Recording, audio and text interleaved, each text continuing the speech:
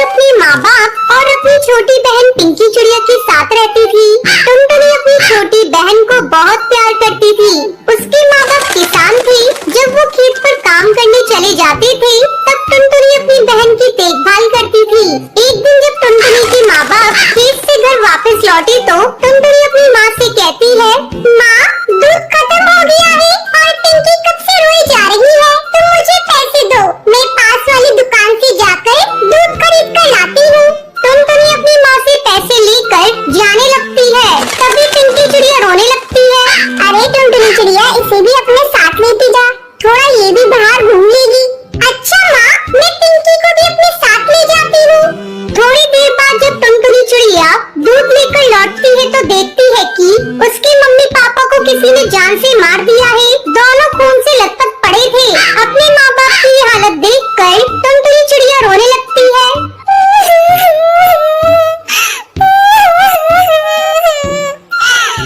माँ पिताजी, आपकी ये हालत किसने कर दी? उठो ना, ये देखो, मैं पिंकी चिड़िया के लिए दूध लेकर आ गई। टुनटुनी चिड़िया के रोने की आवाज सुनकर हरी काकी वहाँ आती है। हरी काकी, देखो ना, मेरे मम्मी पापा को किसी ने बड़ी बेरहमी से मार दिया। आपने किसी को मेरे घर आते देखा था?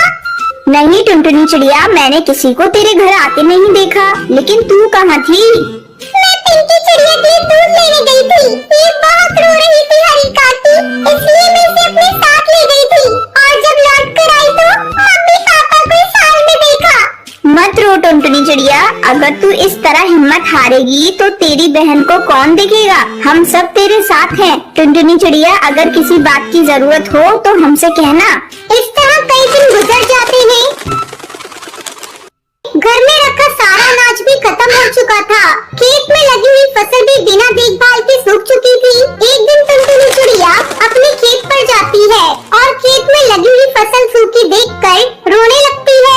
क्या करूं? घर में अनाज का एक भी दाना नहीं है और माँ पिताजी ने जो फसल लगाई थी वो भी सूख चुकी है। अब दोबारा से खेत में फसल उगानी होगी। टुनटुनी चिड़िया 2 दिनों तक लगातार खेत की सफाई करती है। चलो, खेत की सफाई हो गई, अब इसमें कुछ बीज लाकर बिखेर देती हूँ। टुनटुनी चिड़िया अपने घर जाती है। तभी रास्ते में उसे बंटी कबूतर मिलता है। बंटी कबूतर टुनटुनी चिड़िया का बहुत अच्छा दोस्त होता है। वो टुनटुनी से कहता है, अरे टुनटुनी चिड़िया, ऐसे उदास होकर तुम कहाँ जा रही हो? मुझे अपनी परेशानी बताओ।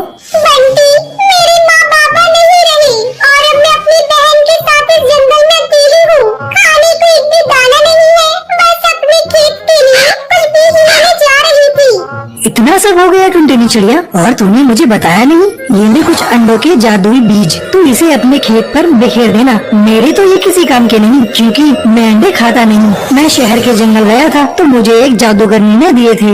तुम्हारा बहुत बहुत धन्यवाद। अब मैं इन बीजों को ही अपने खेत में बिखेर देती हूँ।